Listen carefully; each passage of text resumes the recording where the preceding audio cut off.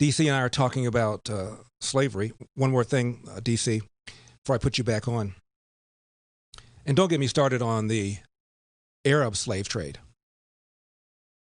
You know, Arab slavers took more blacks out of Africa to the Middle East and to South America than European slavers took out of Africa to North America or to the colonies. You know that? And don't get me started on the death rate. It is estimated that around 10% or so of the slaves in the transatlantic slave trade died in transit.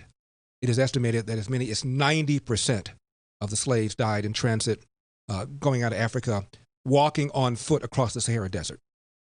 And by the way, the reason you don't see a whole lot of descendants of slaves in the Middle East is because, for the most part, they were eunuchs.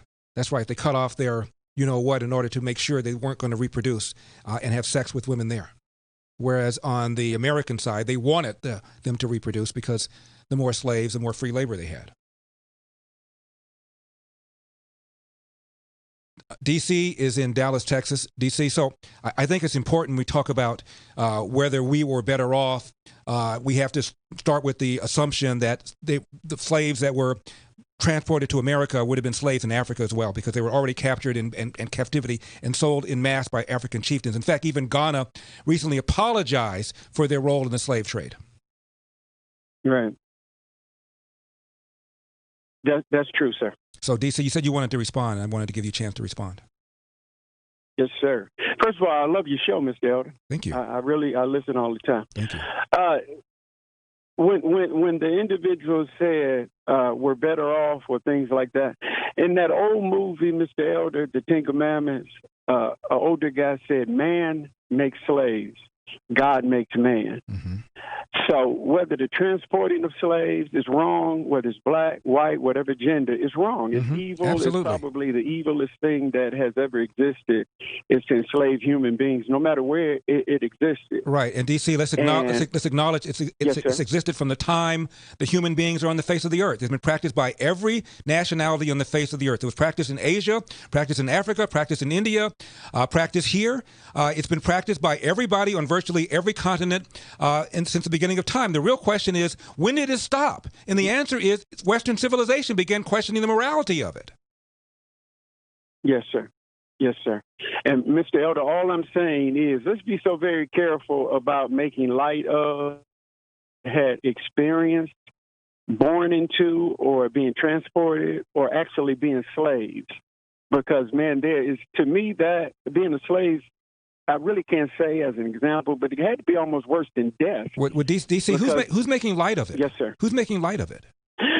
Oh, no, not you, sir. The comment. Okay, can I give you an example? I heard a preacher once say, yes, sir. I heard a preacher once say that blacks were blessed through slavery because they came to America and they received Jesus Christ.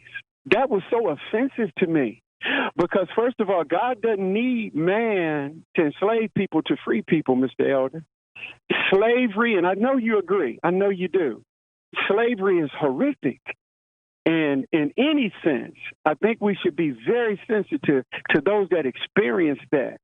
I don't think in any way, like the gentleman said, absolutely, we should be. DC, absolutely, we should be sensitive to anybody who's experienced. Do you know anybody who's experienced it? No, I didn't know my great grandmother, but she was. But your great grandmother was not a slave. Not your great grandmother. My great. Okay. I misspoke. Okay. I misspoke. Now, DC, that's the point. DC, I'm going to move on. The point is, yes, we should be sensitive to anybody who's a slave. Name one. They're practicing slavery right now as we speak in Mauritania, in Chad, and in parts of Sudan. Is anybody talking about that?